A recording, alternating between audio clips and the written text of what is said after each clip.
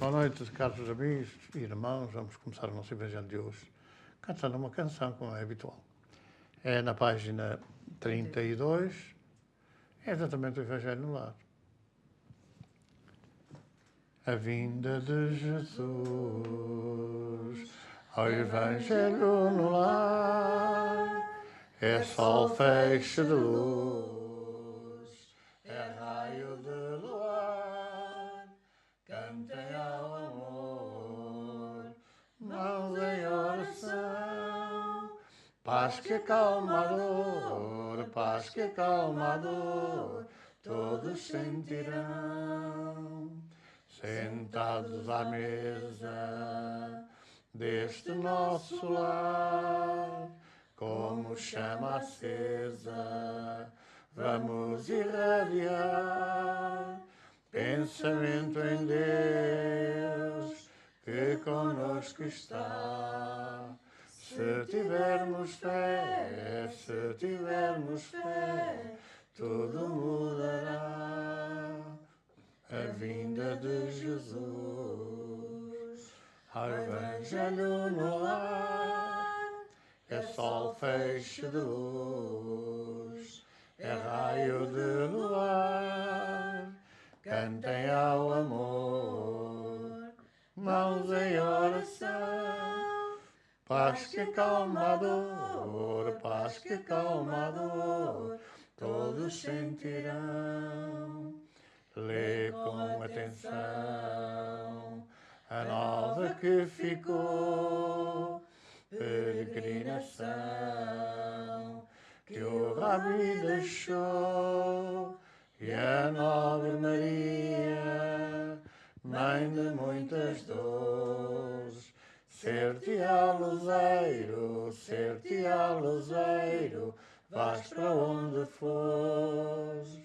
A vinda de Jesus ao Evangelho no lar é sol, feixe de luz, é raio de luar. Cantem ao amor, mãos em oração. Paz que acalma a dor, paz que acalma a dor, todos sentirão. Senhor Jesus, aqui estamos de novo no nosso Evangelho e vamos pedir-te que permitas que os nossos familiares, os nossos amigos desencarnados possam estar connosco, os nossos protetores também, e em conjunto consigamos harmonia no nosso lar, mais paz, mais serenidade, mais tranquilidade. Seja connosco, Jesus, e nos abençoa o Evangelho de hoje. Laços de família fortalecidos pela reencarnação e rompidos pela unicidade da existência. Os laços de família não são destruídos pela reencarnação, como pensam algumas pessoas. Pelo contrário, ficam mais fortes e apertados. É o princípio oposto que os destrói. Os espíritos formam, no espaço, grupos ou famílias unidos pela afeição, pela simpatia e pela semelhança das inclinações. Esses espíritos, felizes por estarem juntos, procuram-se. A encarnação apenas os separa momentaneamente, porque, depois da sua entrada na erraticidade, reencontram-se como amigos que voltam de uma viagem. Muitas vezes seguem juntos na reencarnação, reunindo-se numa mesma família ou no mesmo círculo e trabalham juntos no seu mútuo aperfeiçoamento. Se uns estão encarnados e outros não, não deixam de estar unidos pelo pensamento. Os que estão livres velam aqueles que estão em cativeiro. Os mais evoluídos procuram fazer avançar os retardatários. Depois de cada existência, terão dado um passo na via da perfeição, cada vez menos presos à matéria. A sua afeição torna-se, por isso mesmo, mais viva, até porque mais depurada, pois já não é mais perturbada pelo egoísmo nem pelas nuvens das paixões. Podem então percorrer um número ilimitado de existências corporais sem que nenhum acidente perturbe a sua mútua afeição.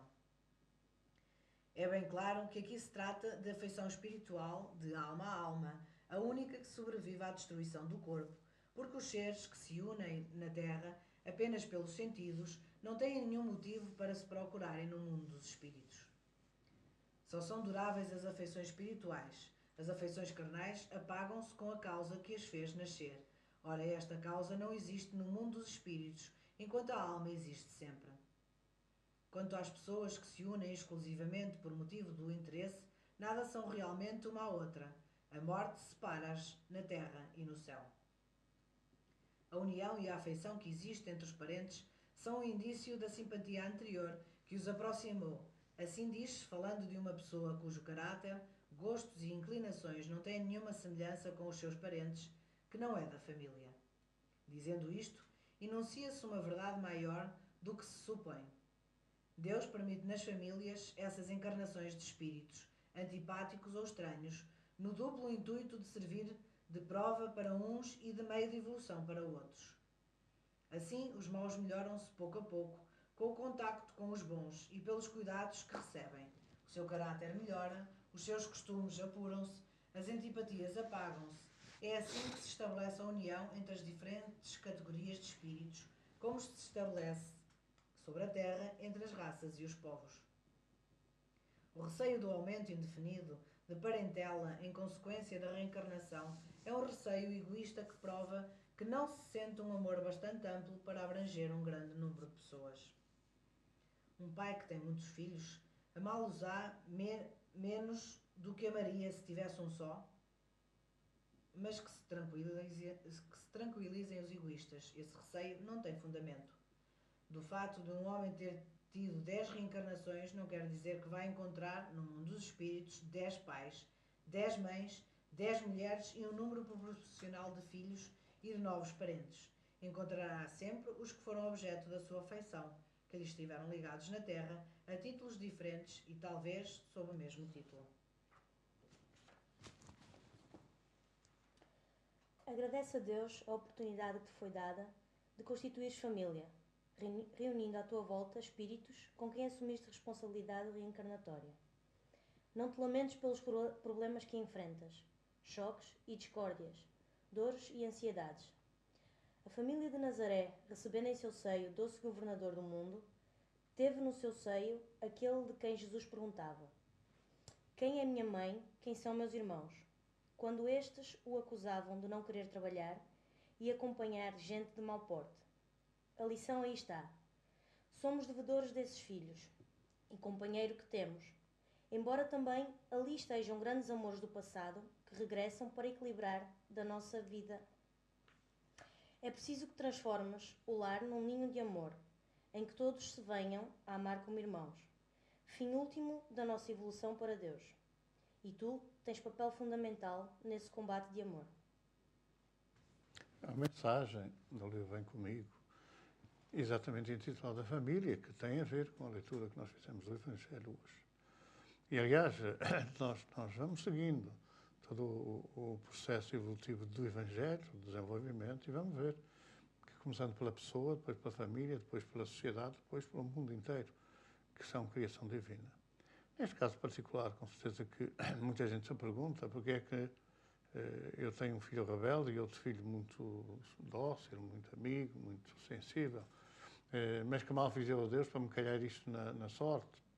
Quando em verdade nós todos temos diferentes com muita gente. Mas quantos lares têm diferido entre marido e mulher? Por várias razões. Uma delas, o que aconteceu na minha juventude, na minha infância, e nas gerações anteriores, e ainda de alguma forma na geração seguinte. Muitas vezes por imposições da lei.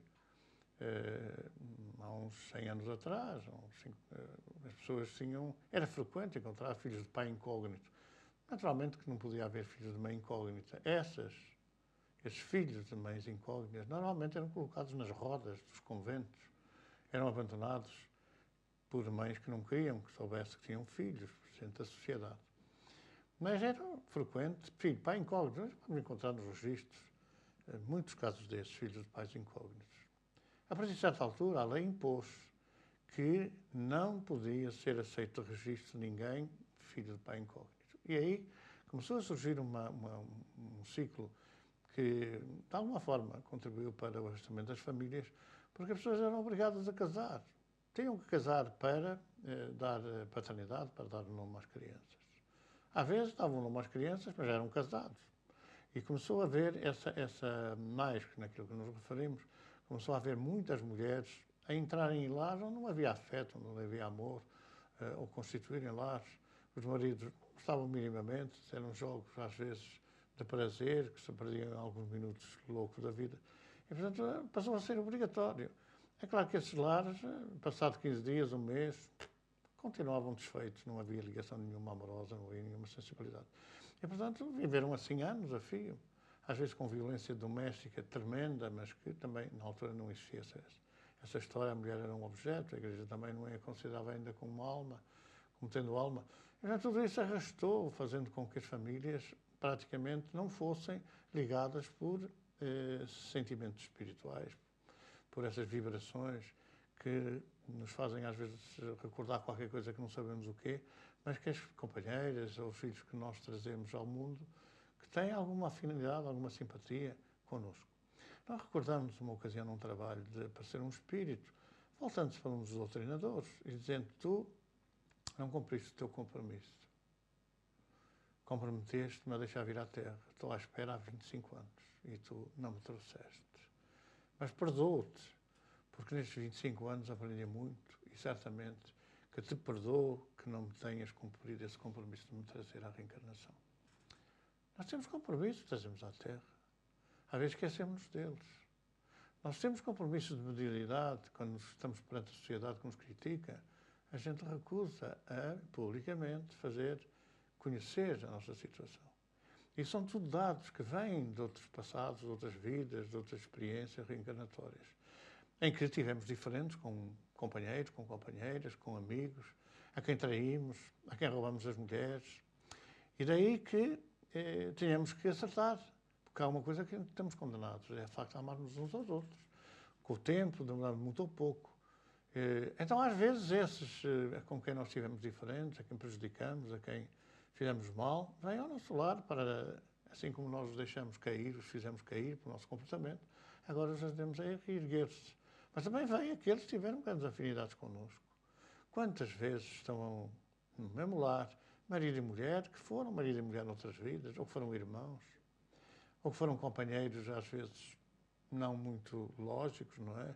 Com relações extraconjugais, mas que tinham afinidade, como naquele caso que eu falei, daqueles que eram obrigados a casar, e que às vezes se desviavam da sua, digamos assim, da sua missão ou da sua tarefa, que era terem compromissos com essas pessoas com quem se afinizavam, mas distrações fizeram com que brincassem com o fogo e se reunissem episodicamente com outras mulheres.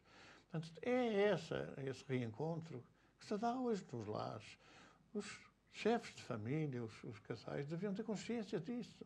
Que às vezes um filho rebelde foi aquele que caiu, que nós empurramos para a queda e que agora está de volta para nós ajudamos a erguer-se dessa queda. Então estas duas leituras são fundamentais na nossa reflexão. Compreender o porquê das coisas, compreender o porquê das doenças congénitas ou hereditárias, compreender como é que há filhos que chegam ao nosso lar deficientes, com deficiências que nós ajudamos ou que nós contribuímos para se agravarem.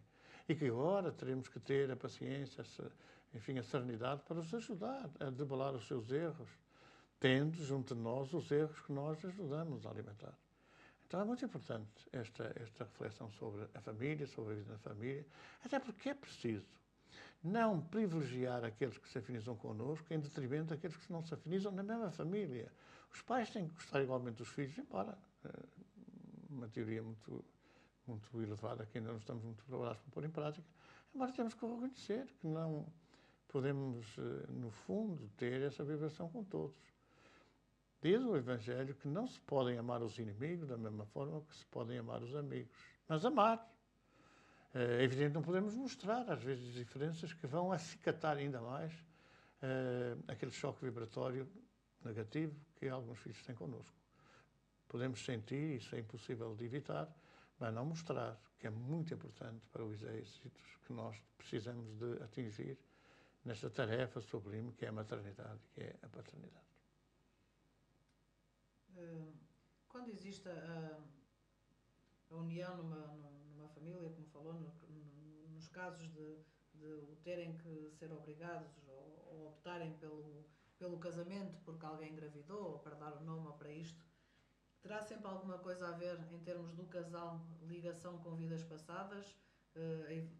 Ou terão que passar, até pode ser a primeira vez que se encontram e terão que passar por aquele estado de evolução, por aquela situação?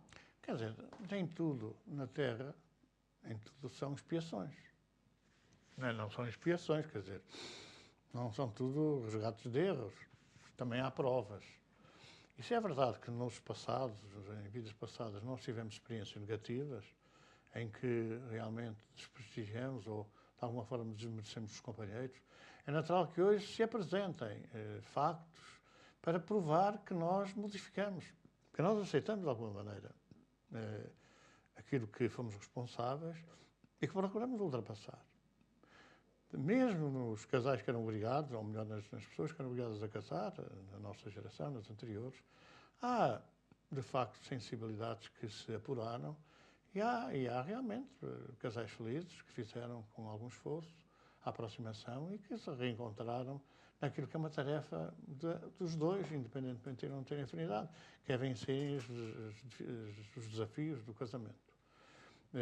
Mas podem ser provas. Se nós já fizemos isso noutro tempo e reagimos de uma determinada maneira, com o abandono, com o desprezo, estamos a ser agora provados de que não o fazemos perante as mesmas circunstâncias. Em qualquer circunstância também, é natural que isso que ocorre, as gravidezes inesperadas, são responsabilidades próprias.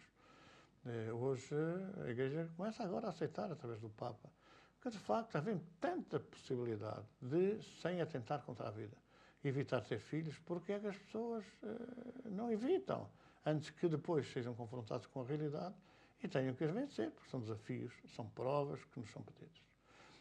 Agora, isso é inadiável, o casamento faz, pode não ser, às vezes é pior. Mas é o caso do divórcio, que agora também está a ser debatido na própria Igreja. O divórcio é uma lei humana, conforme diz o Livro dos Espíritos. E, portanto, se é uma lei humana, são as leis humanas que resolvem esses problemas, não são as leis divinas. Não é possível aceitar que as pessoas continuem uma ligação até ao ódio, porque isso constitui uma revolta terrível e constitui pior, porque nada pior que o ódio. Se as pessoas se separarem, podem não chegar ao ódio e conversarem. Se as pessoas não se separarem, pode a continuidade de uma determinada relação conduzir ao ódio e conduzir a coisas terríveis, de violência doméstica, até de morte. Portanto, esta é que é a realidade que nós temos que pensar. São desafios, são provas, são, que as pessoas não conseguem vencer e deixam-se vencer por elas. Mas não é obrigatório, quer dizer, agora foi um episódio, enfim, único ou raro na vida das pessoas, que não pode condicionar a vida toda das pessoas toda a vida. Pode não haver a relação terminar ou não haver sequer, hoje não é obrigatório, não haver sequer essa imposição. Chegou a hora de nós fazermos agora aquilo que normalmente vem sinalizado na cadeia da fraternidade dos nossos espíritos, que é a irradiação para as outras famílias. Esta hora, podem crer que são muitas famílias, mesmo não ligadas connosco na TV Espírita, estão muitas famílias fazendo o Evangelho no Lar. É uma campanha que ultrapassou já os 25 anos e que tem mobilizado mesmo famílias não espíritas que aderiram a esta cadeia da fraternidade, que tem a ver com o Evangelho no Lar e a irradiação, que agora vamos fazer uns com os outros, não é? Em conjunto, para outras famílias que não tenham serenidade, que não tenham paz. Então precisamos de treinar essa doação de energia, de fraternidade, de solidariedade, para aqueles que vivem, os lares que vivem em desespero, em desarmonia. Senhor Jesus, colocamos nas tuas mãos a nossa dádiva de amor, pequena embora, as nossas vibrações, os nossos fluidos de solidariedade e de fraternidade para com todos aqueles que não conseguem ter harmonia no lar, que não conseguem ter paz de espírito e que não conseguem dar aos seus filhos um ambiente de serenidade. Toma a nossa oferta, Jesus. Como fizeste com os pães e com os peixes, certamente multiplicarás a 100 por um. E as falanges socorristas, que todos os dias percorrem da leste a leste da terra, não deixarão de lavá-la multiplicada, aliviando as dores e o sofrimento desses lares, dos nossos irmãos.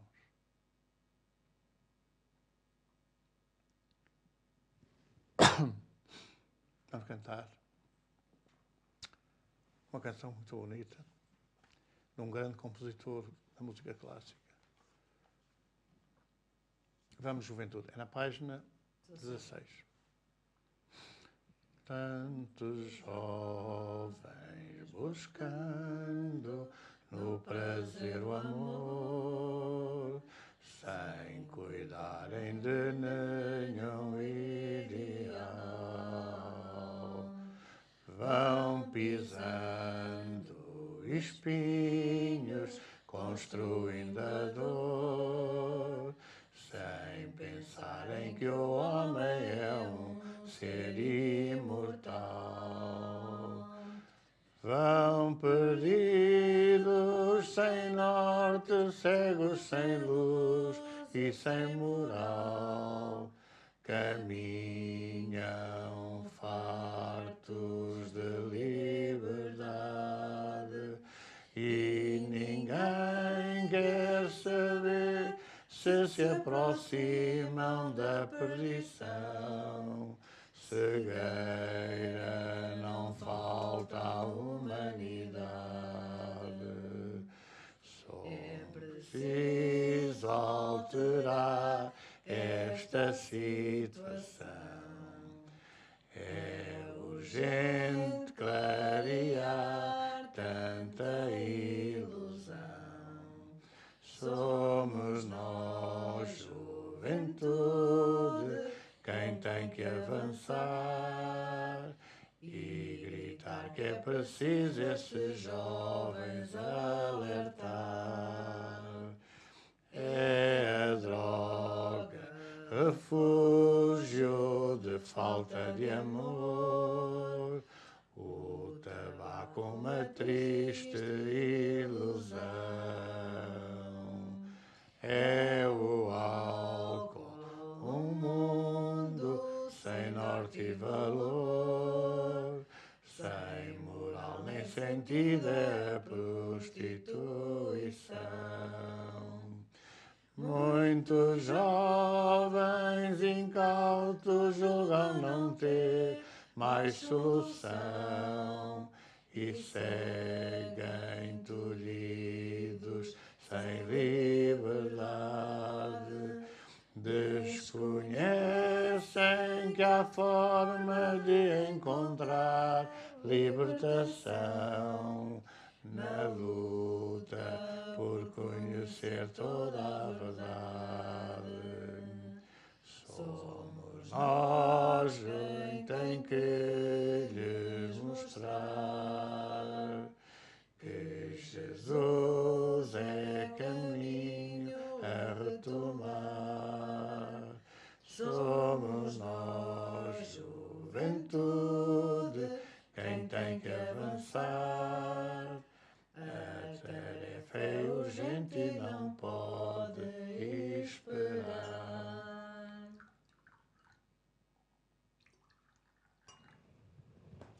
Somos nós, juventude do corpo e do espírito. Não é dizer que o corpo velho também não possa ser em espírito muito jovem. Muita paz para todos, muita serenidade, que Jesus continue a abençoar os lares de todos nós. Muito boa noite, até para a semana, se Deus quiser.